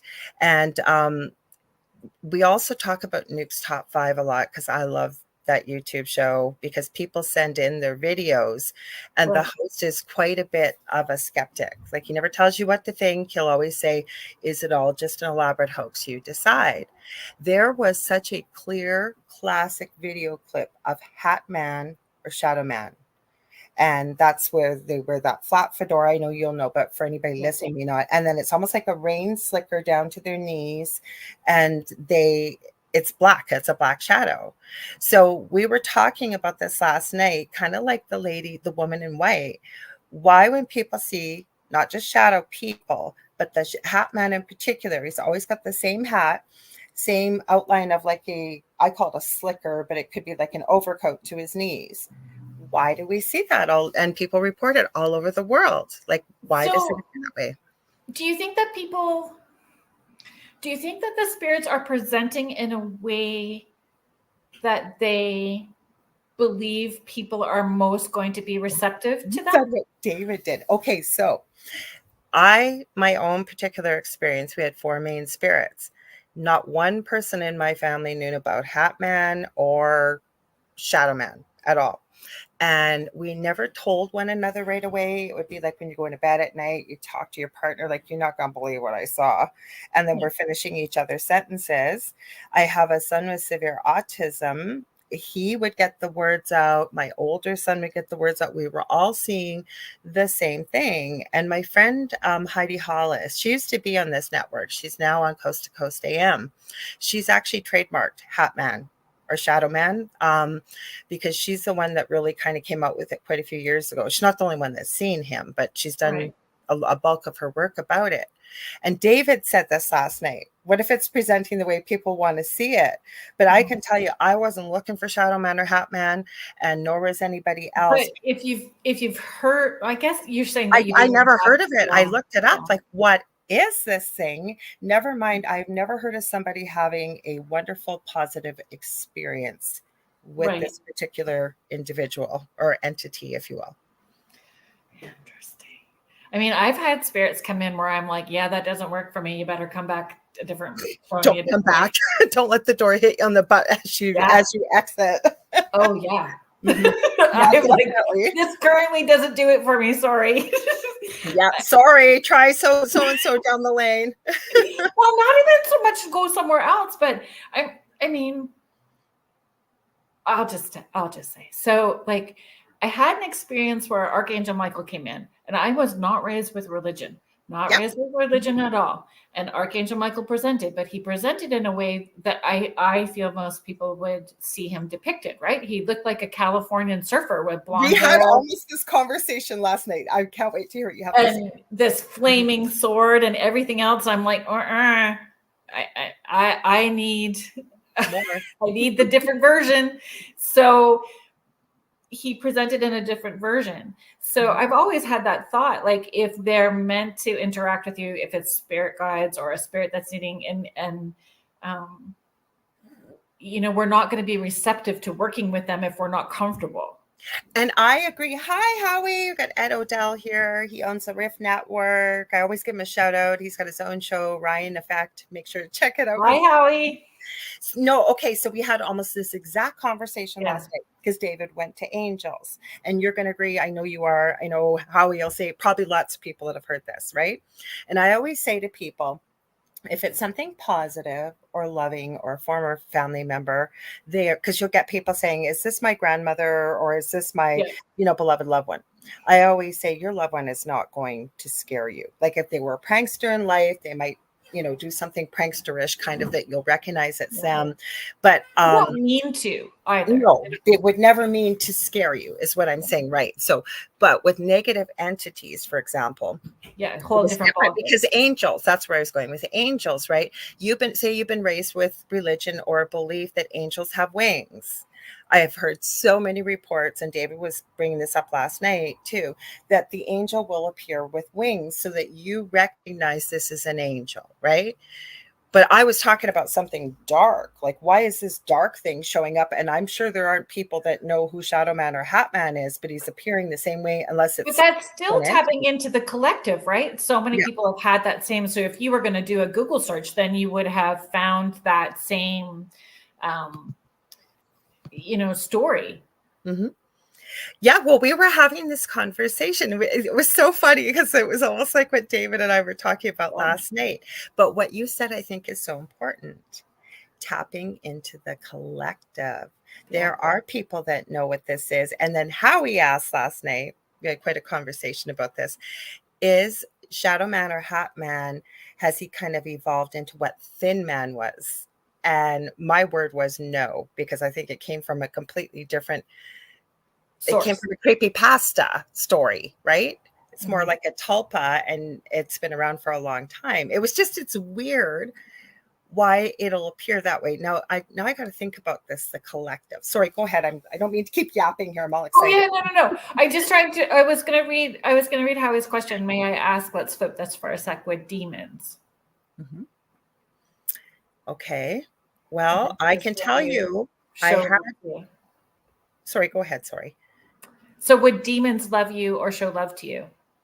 In the beginning, yes, that's a way to get in. And I'm always a little more careful if it's a child coming through in spirit. Well, this is it. Like if you, and my experience to this point is the only way that I can respond with, right? Mm-hmm. Like I have an experience with, right. So it's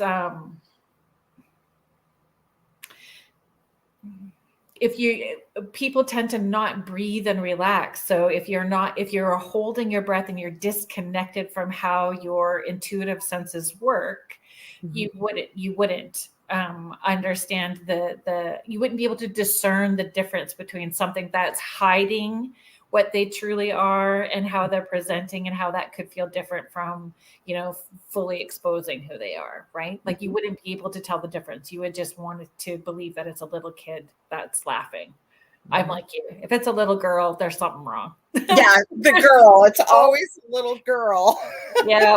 No. Okay, so my experience with something like this, and I'm still not 100% convinced that this actually was a demon, and here's why. This dream happened like 16 years ago. It's like it happened 10 minutes ago. And in my previous home where all the activity was, there was a tree in the front yard. Oh, do you want to read that? Or you want me to finish this? It's up to you. Oh, okay. I'll finish this quickly. So, and it was a dream. It was a lucid dream, obviously. And he was up in the tree, this man. And I can tell you what he's wearing. Dark charcoal pinstripe suit. I always say I'm not a high maintenance kind of gal, but I could tell that he was wearing very expensive clothing. And as I'm looking up, he's got this white silk shirt on, black silk tie, and the jacket. And then he had this very neatly trimmed black goatee and mustache, all in one piece. His hair was black and slicked back to here, but it was his skin. It was kind of this sickly, greeny white, and his eyes were completely black, and then they went to flame, and they kept flashing. And he said, "Hello, Laura Lee."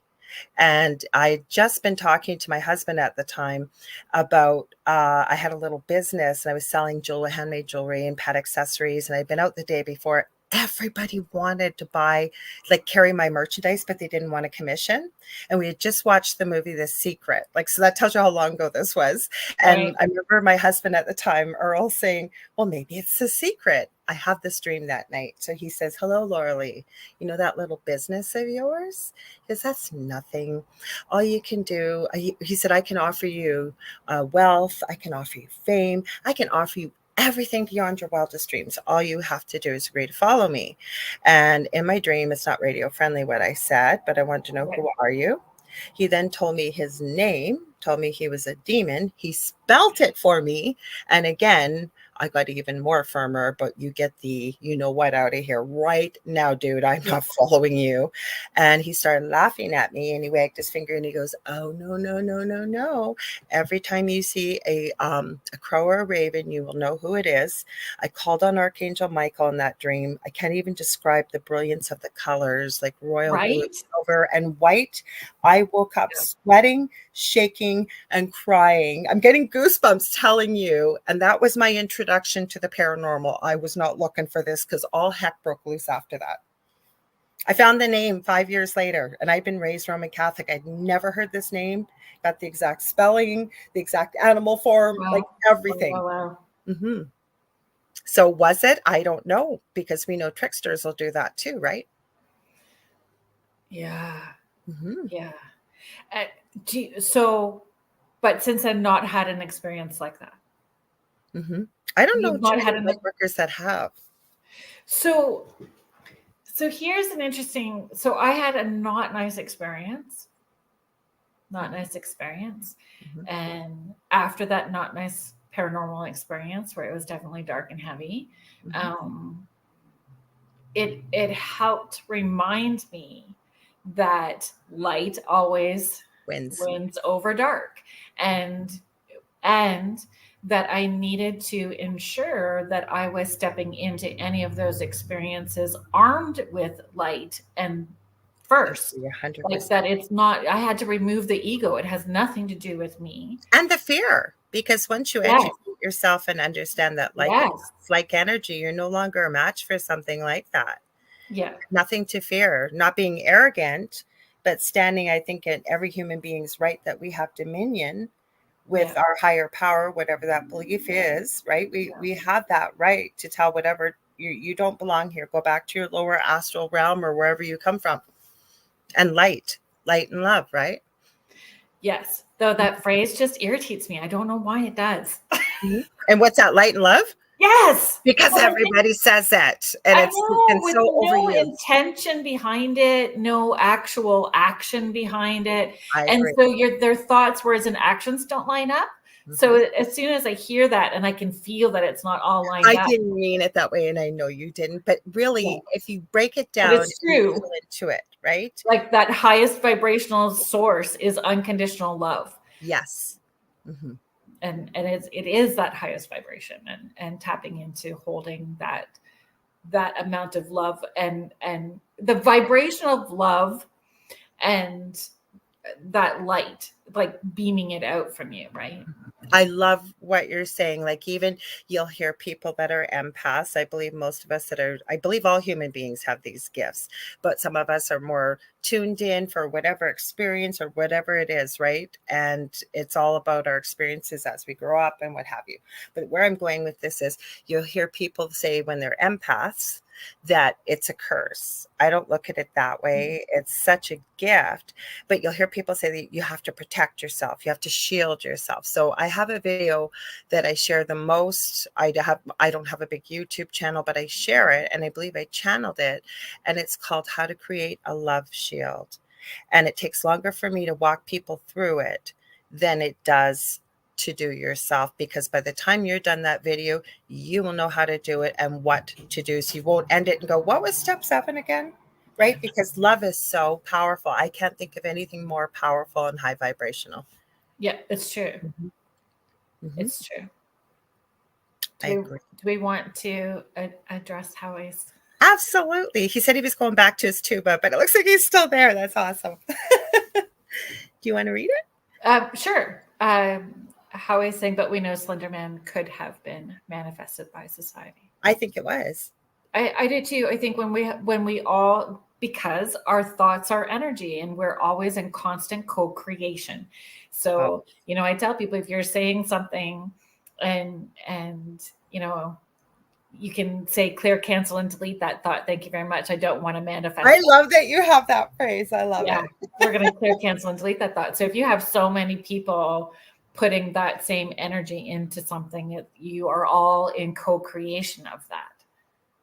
And then we go back to the woman in white. Is that maybe why it's persisted? Because it's talked about, or in certain cultures it's believed in, right? So going into the collective, enough people are putting that energy, whether it's thoughts, words, or emotions, right? And maybe that's why it still exists.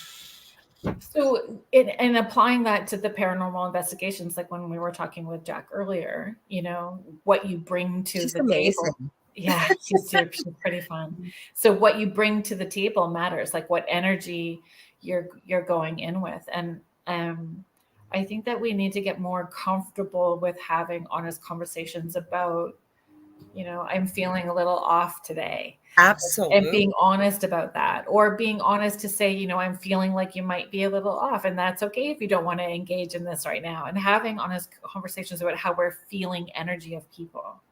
Well, even with the work that we do, like I always tell people that if I have an energy session booked to work with somebody, and even I always have a rule that I don't charge my friends and family. I just don't. And say somebody will message me and they're really not well, and I'll say, I'd be happy to send you some crystal Reiki, and I'll actually do a session. But if I'm ill, I'm a chronic pain sufferer, as well as I'm maybe just off or tired, I'll say, listen, we're going to have to hold off, because I know with the way energy works, I could possibly send people something with me feeling the way I am, right? We need to be grounded. Or picking up. Sorry? Or picking up. Like, absolutely. It really leaves you vulnerable for something to slip in. Yes. Works both ways. So yeah. I agree. Mm-hmm. Yeah. And so learning to speak our truth and feeling okay about that, right? And giving yourself a lot of unlearning. Mm-hmm. And giving yourself the grace, because let's think about it, right? What do people always ask you, at least within, I would say North America, especially, how are you? And most people, not all, but most people say, I'm fine. But are you really, right? Because we don't want to make people uncomfortable. Exactly. Mm-hmm.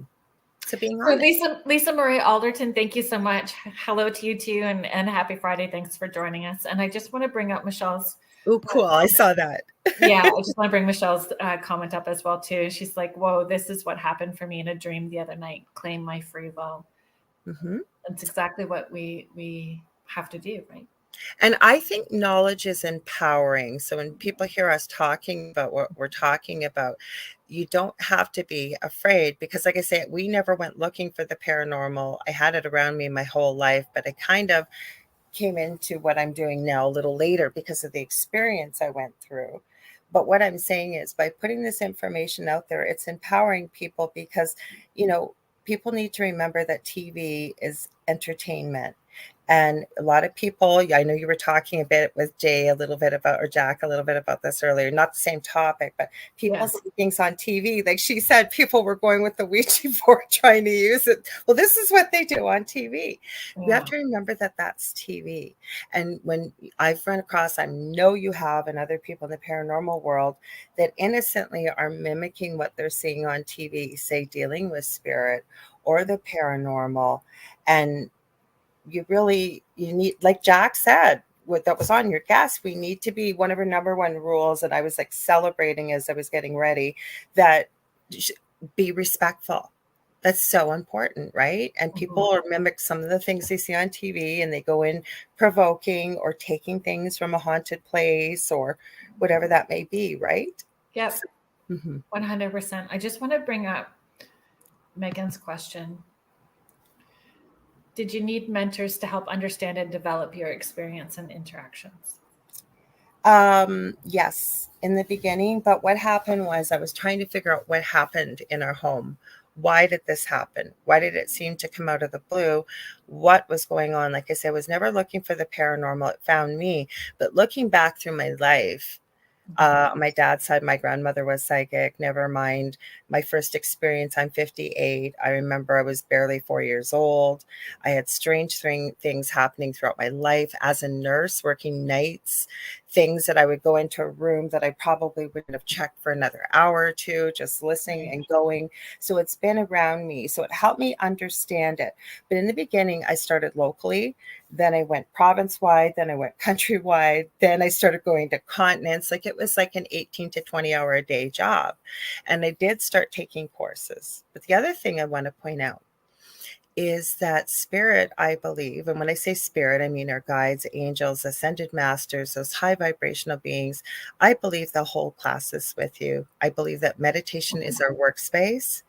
Ask and it shall be given. I really believe that once you tune in and know what that feels like and who you're connecting with. What's your thoughts, Kerrilynn? Yeah, and understanding that your teachers may be earth angels, so those people that you run into that share a story or encourage or inspire you, and it's your divine team putting those people in your like in your path and in your way. I think where people can get tripped up when we're talking about mentors and teachers, my personal belief, I share this and I always hesitate when I'm about to share it because I feel, again, like I sound like I don't play nice in the sandbox, but I do. Your personal healing matters. So the more that you have accountability for your emotional, physical, and mental 100%. Raises your vibrational level so you can hear with more clarity and confidence. And so you need to be okay that you may find a teacher that you resonate with to a certain point and they've played their part, and it's okay to outgrow them and just with gratitude move past them. So with gratitude, not with guilt, not with not with no heaviness, no judgment. They're playing their role to this level. Maybe it's just to meet people when they're awakening. I don't think you're wrong. I wouldn't even hesitate to say what you just said, because I will tell you, and you can hear me anytime, whether I'm doing something. I've gotten flack for it. I'm sorry to hear that, because my number one thing I was going to say, I say to people always is, and I do mentoring as you do. You have a fantastic group on Facebook. I've shared it with so many people that have asked me, newly awakening, and you do so much and you give so much. But when I'm mentoring as well, I had someone contact me and went to pay me right away. I said, whoa. There is so much stuff out there. I am happy. Sent them a bunch of stuff. And I said, because I want to be mindful of people's money as well, right? Like it costs money. Save it for something once you really maybe know what you want to do. But my whole point is, I always encourage people, work with a variety of mentors. It's kind of like working with spirit. In the Akashic records, could I work with an individual ascended master or angel or whatever?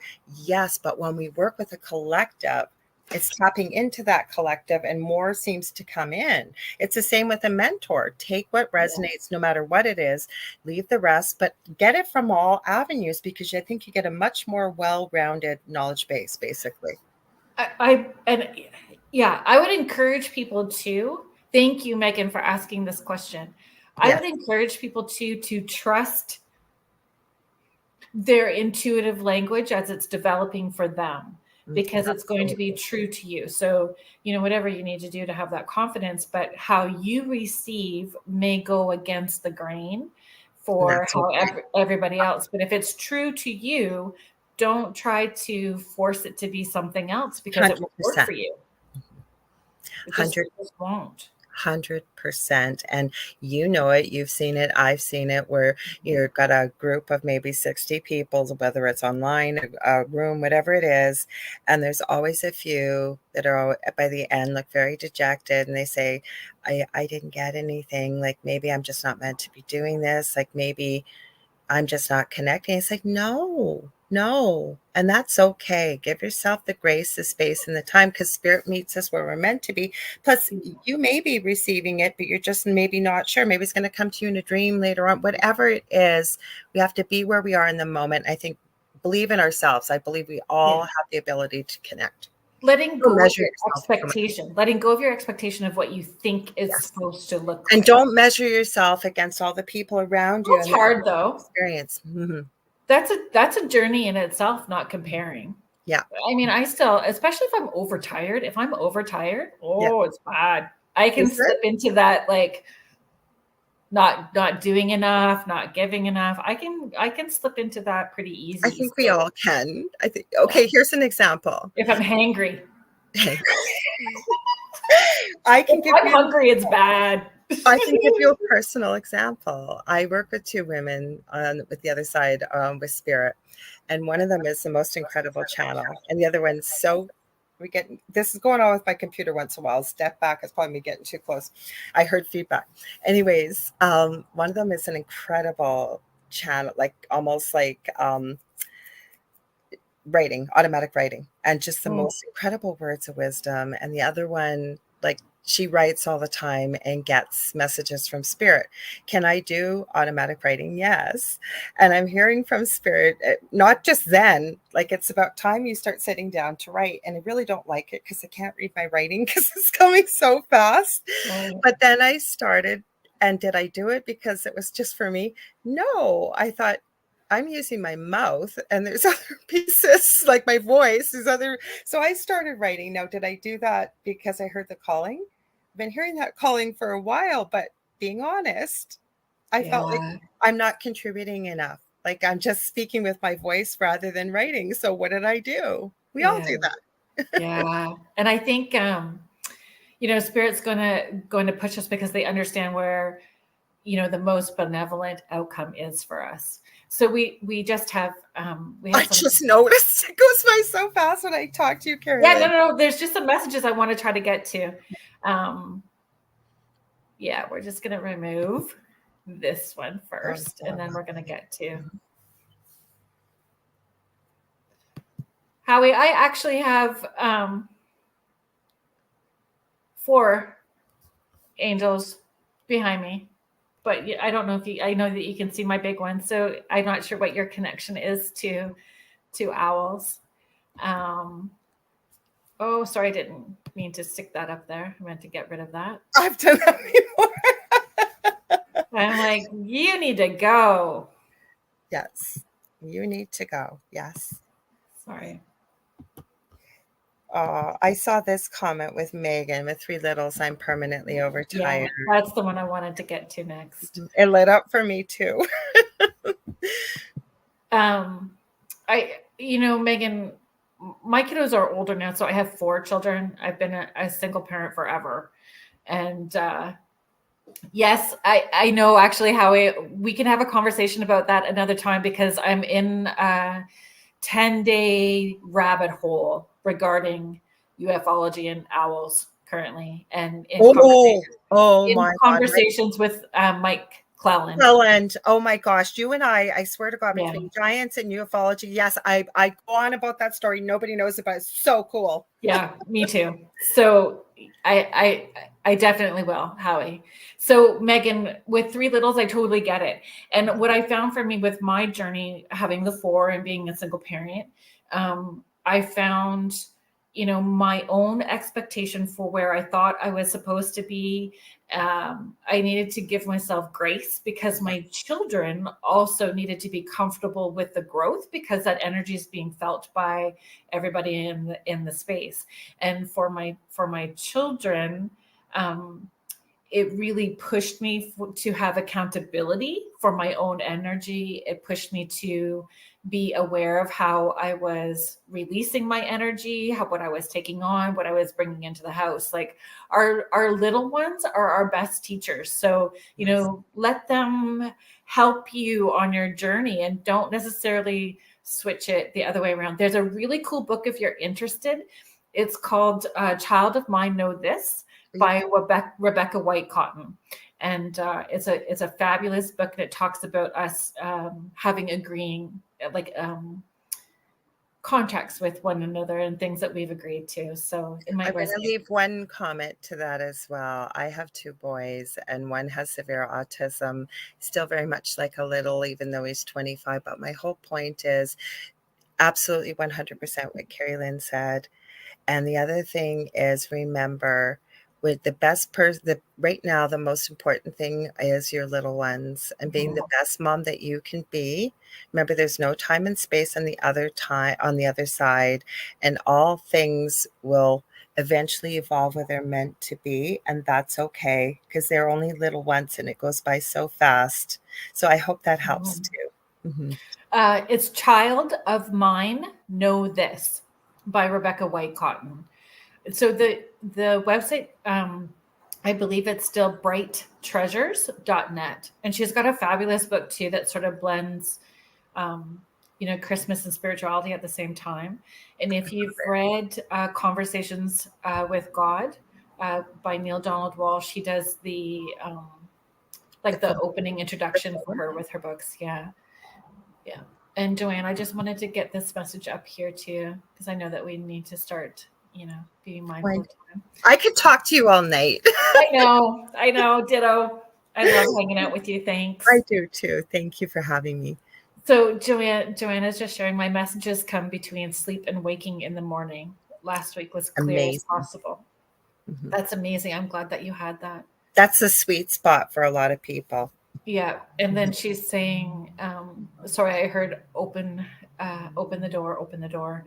I tell people too, if I have to make a decision about something, I need to sit with it overnight. And it's first thing in the morning, I get that intuitive guidance on where the right response is. So I always tell people, please be patient. I'll get back to you in the morning, because the morning time is that space for me. Yeah, it's so awesome. I guess we got to wind down, don't we? Right? Yeah, we do. It's that time. So thank you everybody for hanging out with us tonight. It was a pleasure having Jac from Guelph Urbex. Her website is guelphurbex.com if you want to connect with her. Thank you, Laura Lee. You guys can connect with Laura Lee on her shows, the Angel Rock on Mondays, and the thing at the foot of the bed on Thursdays. Yeah, the thing at the foot of the bed with David Hansel. So I don't, want to exclude David, because he's we can't forget David. Nope, can't forget David.